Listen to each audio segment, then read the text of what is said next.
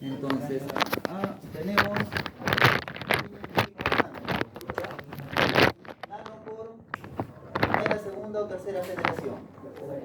Tercera generación. Long reads o short reads. Long reads, ¿verdad? Sirve para secuenciar genomas cortos, genomas pequeños o genomas grandes. Grandes, ¿verdad? Tercera generación para trabajar con genomas grandes. ¿Cuál es la diferencia entre Nanopore y PacBio? ¿Cuál de ellos trabaja con fluorescencia? PacBio, ¿verdad? PacBio. ¿Y Nanopore con qué trabaja? Con pulsos eléctricos, ¿cierto? Pulsos eléctricos, muy bien. Entonces, hasta ahí ya vamos teniendo ideas claras de los métodos de secuenciamiento, ¿ya? El genoma total se va a fragmentar, ¿verdad? Vamos a suponer que acá hay un gen A, B, C, D, E, F, G, ¿no? Diferentes pedacitos. A cada gen, ¿ya?, se le va a agregar adaptadores, ¿ya? Secuencias cortas que los va a diferenciar uno de otro. ¿Qué quiere decir? Que este gen va a tener un adaptador o un índice diferente de este gen, ¿no? Van a ser diferentes. Ya con esos adaptadores, esos índices van a servir para diferenciar cada región, cada fragmento, ¿ya? Ahora, cuando estos fragmentos, ¿ya?, van a ingresar al secuenciador, cada vez que se va a leer uno de esos pequeños fragmentos, va a ser un read, ¿ya? A eso se refiere los reads. O sea, son las veces que se lee cada fragmento. Si se lee 100 veces, son 100 reads, ¿ya?, del fragmento. Si el fragmento es largo, long read. Si el fragmento es corto, short read, ¿ya? A ver, vamos a comentar un poco más acá. El PacBio, ¿verdad? Trabajan con, mejor eso más adelante, porque está en la diapositiva.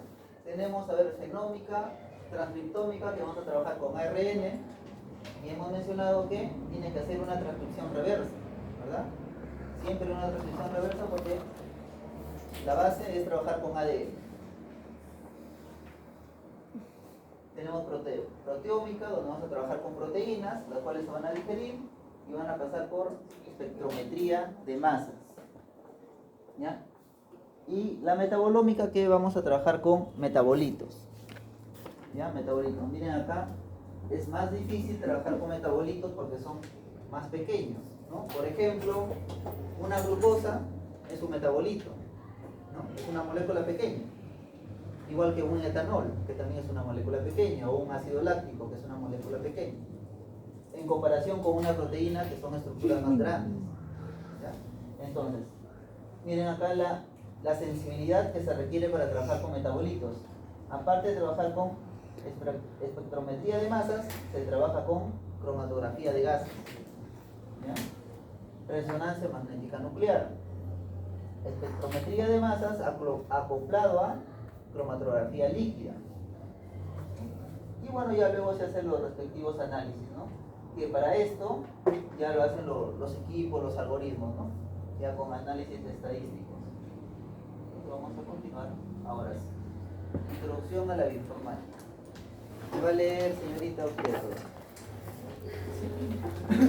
La bioinformática es una disciplina científica que desarrolla y aplica métodos computacionales, matemáticos y estadísticos para almacenar, procesar, analizar, interpretar y simular datos biológicos, especialmente a nivel molecular, ADN, ARN y proteínas. Muy bien. Entonces, no solamente basta con conocer el orden de los nucleótidos, ¿verdad?, sino también tenemos que saber qué es lo que puede generar ese orden de nucleótidos y qué puede generar también la interacción de esos nucleótidos, porque no es que solamente estas secuencias nos van a generar una proteína y esa proteína ya es funcional, sino a veces requieren otros procesos post-traduccionales, o a veces necesitan algunos inductores, ¿no? Y en determinados casos también se requieren represores para que deje de funcionar, porque no quiere decir que el hecho de que una proteína se traduzca va a estar en constante actividad todo el tiempo, ¿no? Como en el caso de, recuerdan los operones triptófano. Recuerden que cuando había muy poco recién se activaba, pero cuando ya había mucho se suprimía, ¿verdad? Y la bioinformática va a trabajar siempre a nivel de genómica, transcriptómica, proteómica y metabolómica.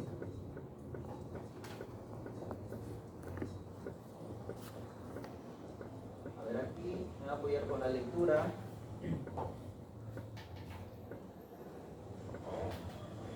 Aguirre León. Ah, no, ya habló. Cisneros, Ronceros y Yedra. Bioinformática, objeto de estudio y finalidad.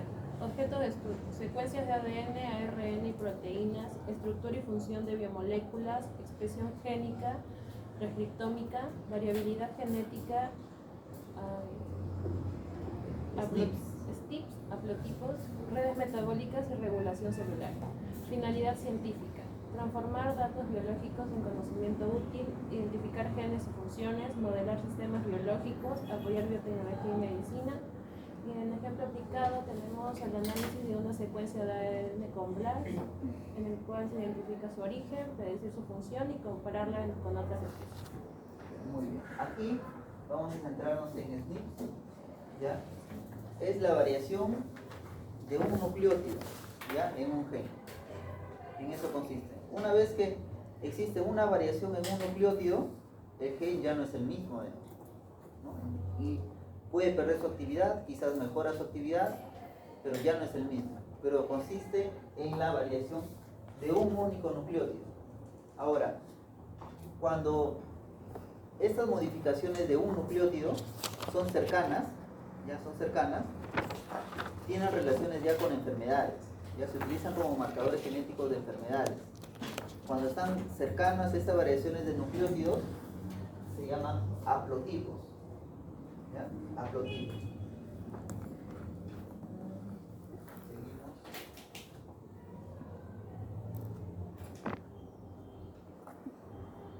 A ver. Todas nuestras células dentro de nuestro cuerpo no son iguales, ¿no? ¿De qué depende? ¿De qué depende la forma de las células en nuestro cuerpo? A ver, me va a responder Santa María Palacios Fernando. Claro, del metabolismo, o sea, de su función, ¿no? Va a depender de su función. Por ejemplo, los adipocitos no son iguales que las neuronas, ¿cierto? Las neuronas tienen ramificaciones, ¿verdad? Para que permitan la distribución de información, ¿no? Entonces, ahora, ¿qué más? Durante todo el tiempo de vida de la célula, su actividad es igual. No, ¿verdad? No, porque va a estar sometido a diferentes cambios, ¿verdad? De repente, en algunos momentos sufre estrés y va a cambiar su actividad metabólica. Y bueno, ya es información. Ya ustedes lo van a leer.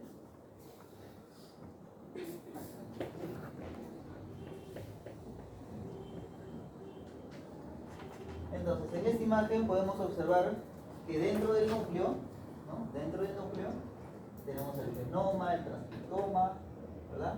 Tenemos acá la cromatina. Y la cromatina sufre procesos de metilación y acetilación que vamos a detallar un poco más adelante, que van a ser procesos epigenómicos, ¿ya?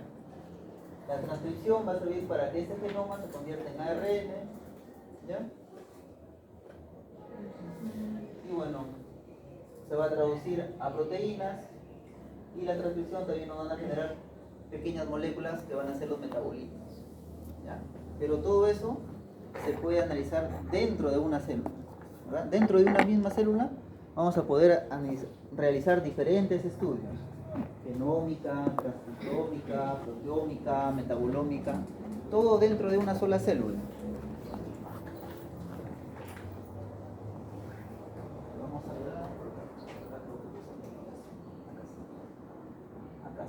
metilación? A ver, me voy a apoyar con la lectura Yupan Tarazona.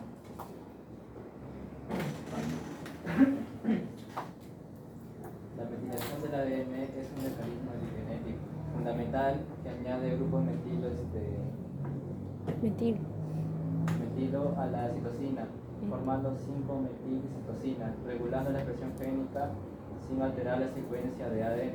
Generalmente, silencia genes al impedir la unión de factores de transcripción o reclutar proteínas represoras. ADN metiltransferasas añaden grupos metilo, usualmente en las secuencias ricas en citosina y guanina, llamadas islas CTG. Muy bien. Entonces, la metilación nos va a servir como un proceso de regulación, ¿verdad? Donde se metile, esa secuencia ya no va a ser transcrita. Donde no se metile, la secuencia va a ser transcrita. ¿Ya? Ahora, ¿en qué secuencias o en qué regiones pasa este proceso de metilación? En las islas CPG, ¿verdad? Nosotros en la clase más adelante, cuando vamos a analizar estructuras de los genes, vamos a ver que todos los genes tienen secuencias ricas en CPG, ¿verdad? Entonces, en esas secuencias se puede hacer modificaciones de metilación y evitar su transcripción. ¿Ya? A ver, en cada imagen tenemos el ADN, ¿verdad? En la citosina pasa una metilación en el carbono 5, por eso 5-metil. ¿Y qué pasa? El gen no se expresa, ¿verdad?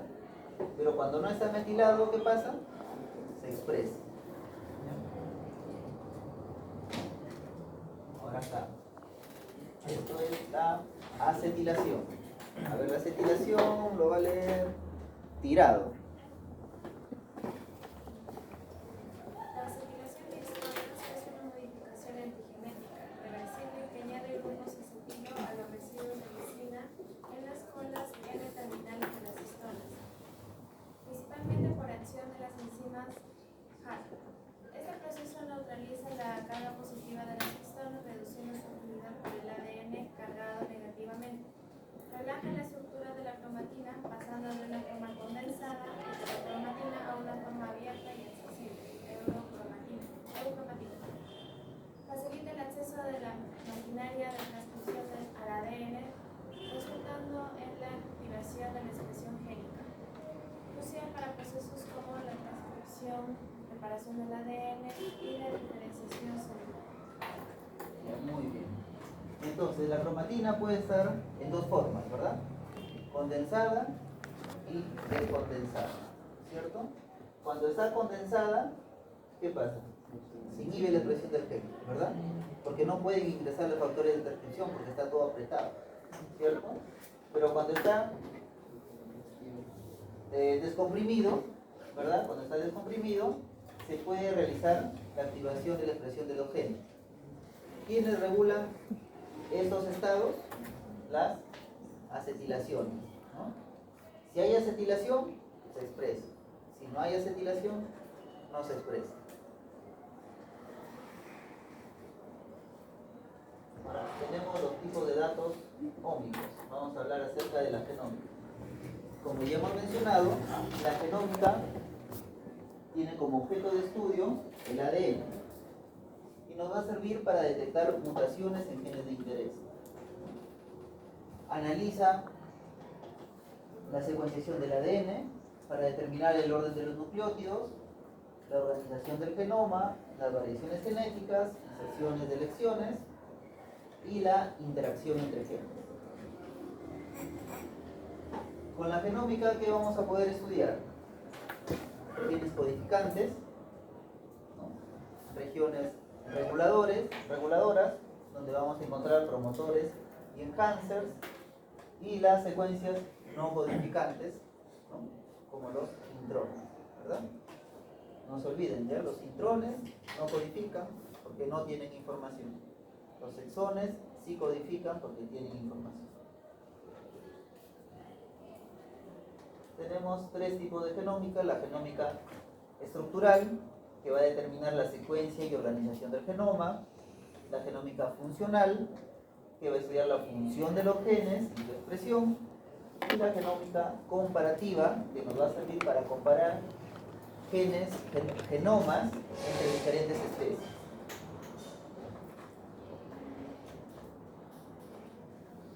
¿Qué es lo que nos permite la genómica? Identificar genes, desarrollar nuevos fármacos, comprender la evolución de los organismos y optimizar, ¿verdad? Optimizar el funcionamiento genómico de los organismos. Secuenciamiento. Acá tenemos el secuenciamiento de primera generación, Sanger, ¿verdad? A ver, nos va a hablar, señorita, usted, a ver, léanos ahí un poco de letra que... ¿En inglés? Ah, en inglés. Oh, ya. Primera generación. La primera generación termina en el método de la sintetizado por la adición de un pequeño número y la fluorescencia. El método se basa en la utilización de nucleótidos de dos tipos. ¿Ya? Van a haber nucleótidos que van a tener los nucleótidos normales van a tener un OH3, ¿ya? Y los DDNTPs se va a detener la síntesis. ¿Por qué? Porque no van a tener OH, ¿ya? ¿Qué quiere decir? Que esos nucleótidos tienen o no tienen OH3. No tiene. No tienen, ¿verdad? Esto y esto no tienen, ¿cierto? ¿Qué quiere decir? Que cuando este llegue, ¿va a continuar o no va a continuar la secuenciación? No, ¿verdad? Porque no tiene extremo OH3, por lo tanto ya no va a haber más, no se van a poder agregar más nucleótidos. ¿Ya? Y cada uno está marcado con un fluoróforo. ¿Ya? Miren, si ustedes observan acá, miren, cuando llega este, ya no puede continuar. Cuando está este, ya no puede continuar. Cuando está este, ya no puede continuar. Y así es, nucleótido por nucleótido se va a determinar la secuencia. Cuando llega uno que no tiene extremo OH3, se va a detener la secuenciación. ¿Ya? Ese es el primera generación. ¿No? Ya. Y tenemos que ver acá segunda generación. Nos dice que el secuenciamiento masivo nos va a generar múltiples reads, ¿no? Durante el secuenciamiento, el proceso se llama secuenciamiento por síntesis, ¿ya? Secuenciamiento por síntesis, y el conjunto de reads son las librerías, ¿ya? Son creadas por la extracción y amplificación de PCR. Aquí en los métodos de segunda generación se realiza una técnica de PCR, ¿ya? Aquí se realiza una PCR. En los métodos de tercera generación no se realiza técnica de PCR, ¿ya? Aquí sí. Segunda generación se realiza técnica de PCR. ¿Ya? Entonces, ¿qué es lo que tenemos acá? El genoma es fragmentado, ¿verdad? Es fragmentado. A cada fragmento se le agrega un adaptador para diferenciarlo, y a todo esto ya se le llama librerías, ¿ya? A todo esto ya se le llama librerías. Luego,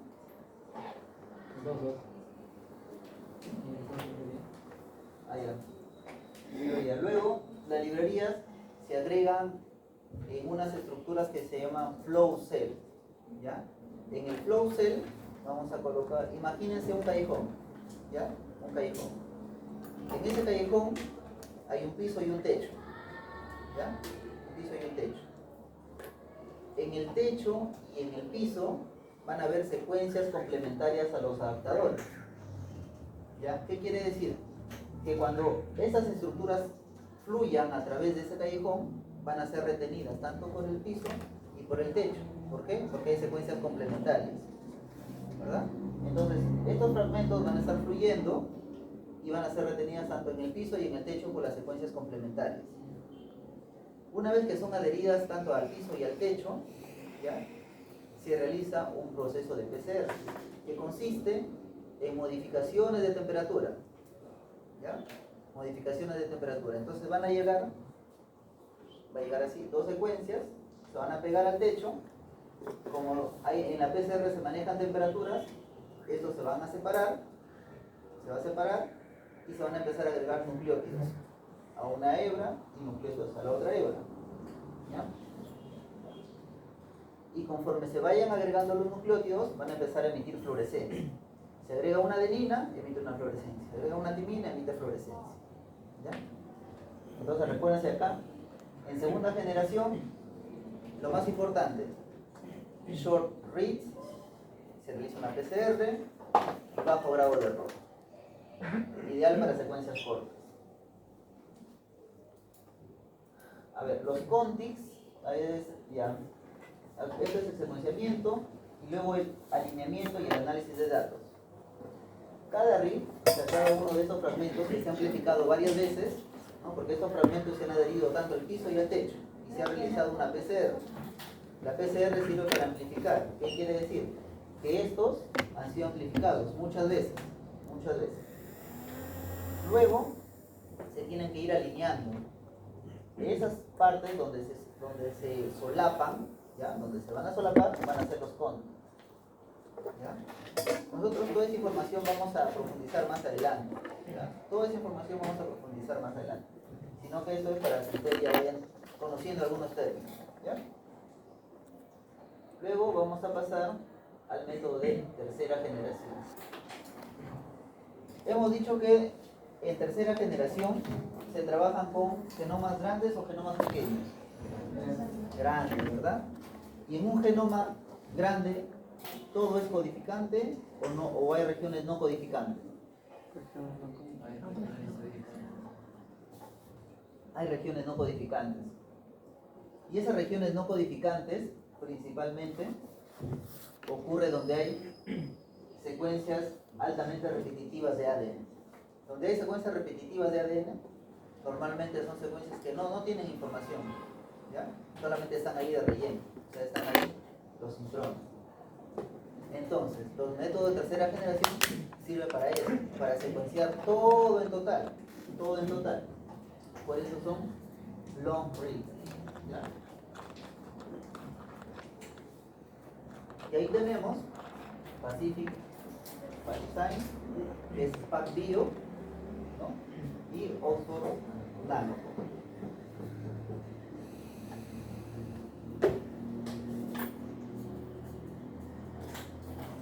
¿Qué es lo que pasa aquí en PacBio? El ADN se va a circular, ¿ya? O sea, el fragmento está así, la doble hebra se va a hacer circular como un plátano, ¿ya? Se va a hacer circular. ¿Dónde se va a hacer circular? En un microposo, ¿ya? En un microposo. Ese microposo va a tener una enzima, una polimerasa, ¿ya? Y ese microposo también va a tener, por la parte inferior, un haz de luz, ¿ya? Un haz de luz lo va a atravesar ese microposo. Cuando se adhiera un nucleótido, va a pasar el haz de luz y va a emitir una fluorescencia. Y esa fluorescencia va a determinar si es una adenina, una timina o una citosina. ¿Ya? Y su tasa de error es menos del 0.1%. ¿Ya? ¿Qué más? ¿Es necesario o no es necesario una técnica de PCR aquí? No, ¿verdad? No es necesario, solamente es necesario en segunda generación. En tercera generación no se necesita realizar una técnica de PCR. ¿Y qué más? ¿Qué dice acá? Discrimina. ¿Qué cosa discrimina? Entre secuencias metiladas y no metiladas. Entonces, esto ya es un paso mucho más importante, porque no solamente te va a decir el orden de los nucleótidos, sino también te va a decir cuáles de esos nucleótidos tienen grupos metilos. Y acá está la imagen, ¿no? Esto es el nanoposo, ¿ya? Y en el nanoposo va a haber una enzima. Y el ADN está circular, ¿no? Porque se han agregado adaptadores. Y luego van a empezar a correr por acá, pues, ¿no? Los nucleótidos, y se van a emitir fluorescencia. Y cada fluorescencia va a determinar a qué nucleótido corresponde. Ahora tenemos nanopore.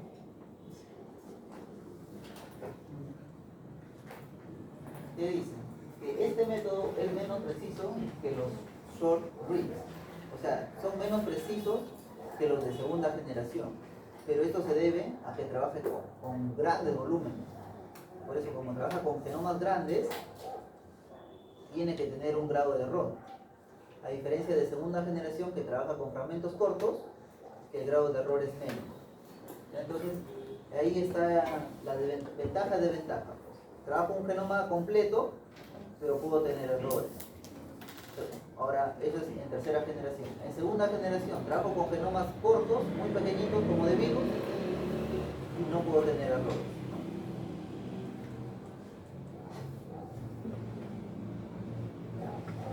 Ah, y acá también, otra ventaja de nanopore. ¿Qué dicen? Que también nos va a diferenciar qué cosa. Las regiones metiladas. ¿Ya? Las regiones metiladas. Entonces, aquí tenemos un ejemplo. Tenemos una membrana, ¿ya? Una membrana. Dentro de la membrana hay una porina, una proteína que va a servir como poro, ¿ya?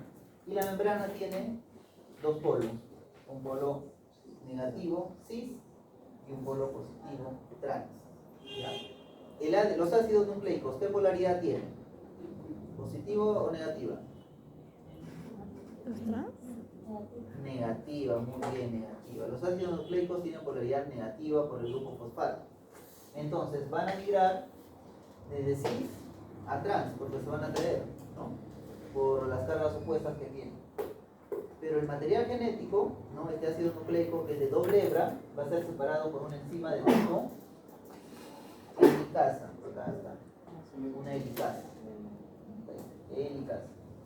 ¿No? Entonces, esta helicasa va a desdoblar el ADN bicatenario, una hebra va a empezar a atravesar desde el lado cis, que es negativo, al lado trans, que es positivo, va a atravesar la porina, ¿no? Va a atravesar la proteína, y se va a reconocer un pulso eléctrico, ¿ya? Pero no se va a reconocer un pulso eléctrico por cada nucleótido, ¿ya?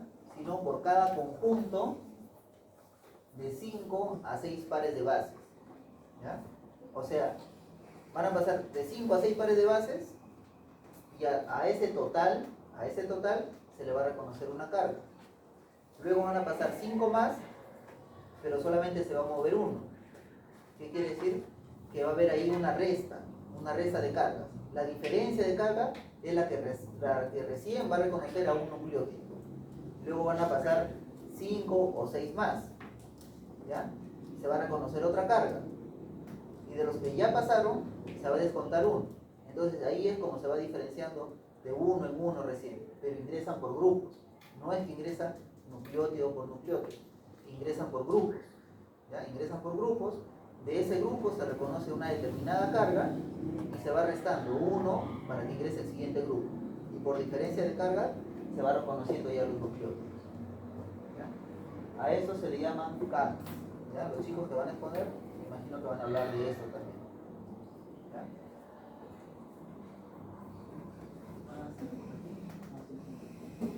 Bueno, acá tenemos las modificaciones, las metilaciones, ¿no? Cuando un nucleótido está metilado, ya su carga va a variar, ¿ya?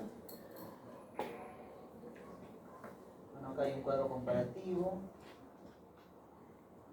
Y acá están los repositorios de datos genómicos, ¿ya? Tenemos NCBI, tenemos EBML, tenemos DBJ, ¿ya? En estas plataformas, que son de acceso libre en internet, ustedes pueden ingresar y van a encontrar genomas de diferentes organismos, ¿ya?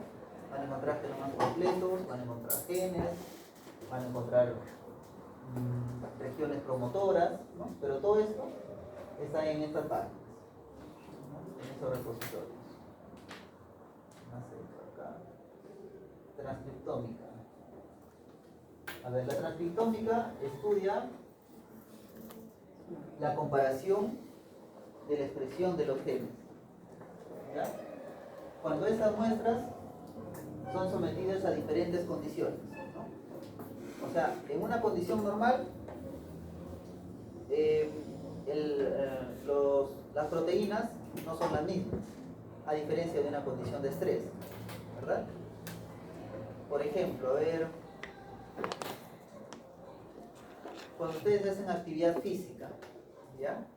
Cuando ustedes hacen actividad física, el contenido de ATP en su cuerpo es la misma. O a ver, ya. La actividad metabólica, cuando ustedes hacen deporte, ¿están consumiendo mucha energía o poca energía? Consumiendo mucha energía, ¿cierto? ¿Qué quiere decir? Que van a haber enzimas que van a empezar a degradar sus reservas energéticas, ¿verdad? Y para que esas reservas energéticas sean degradadas, el ARN mensajero de esas proteínas va a aumentar, ¿verdad? Bajo esa condición de estrés, ¿cierto? A diferencia de que cuando ustedes estén durmiendo, ese ARN mensajero va a estar bajo, ¿verdad? Porque no se va a requerir traducir esa proteína para que degrade esa fuente de energía que tiene, ¿no? Entonces, a eso se refiere la transcriptómica. Va a evaluar el contenido del ARN mensajero en condiciones normales o en condiciones de estrés, ¿ya? Ahora, para estudiar la transcriptómica, nuestro material de estudio es el ARN, ¿verdad? El ARN mensajero.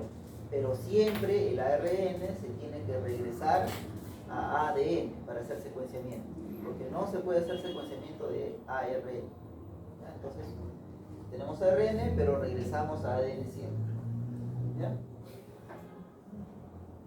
Ya, hasta ahí nada más, chicos. Esto de acá lo vamos a dejar para la siguiente clase de la proteómica. ¿Ya? Hasta ahí.